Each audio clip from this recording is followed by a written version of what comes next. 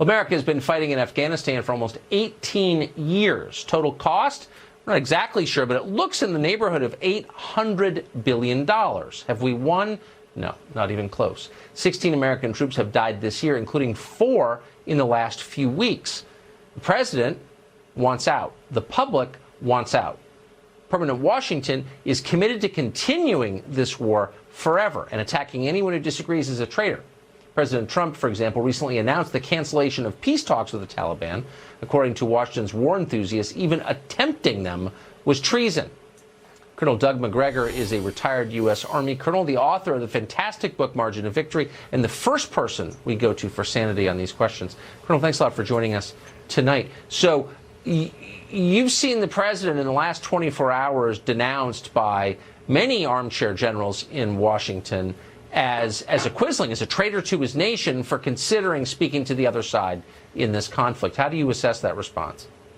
Well, first, the president's right. He was right in July of 2017. He was right in 2018. He's right today. We need to get out. We need to get out tomorrow.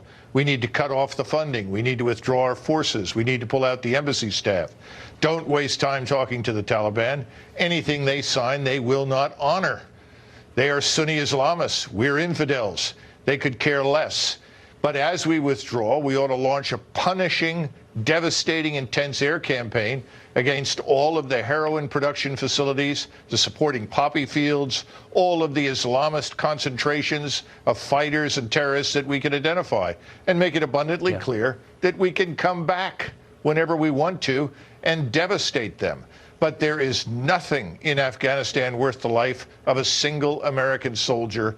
He understands that. He's right. He needs to overrule these people and get out. One of our guys who was killed the other day, such a poignant story. He was 31 years old. This was his 3rd deployment. He was first deployed to Afghanistan in 2010.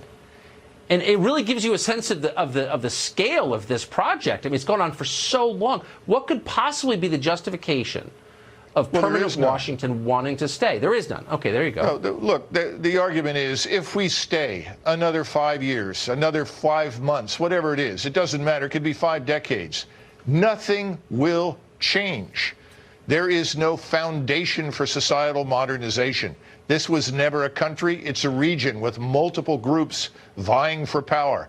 India and Pakistan have been fighting over Afghanistan now for many, many years. The Indians are there in great strength. The Iranians and the Russians are keenly interested because their countries are flooded with the heroin. Those countries will engage. Yes, there will be more fighting, and those countries will become involved because they have an interest in trying to stabilize the place. We don't.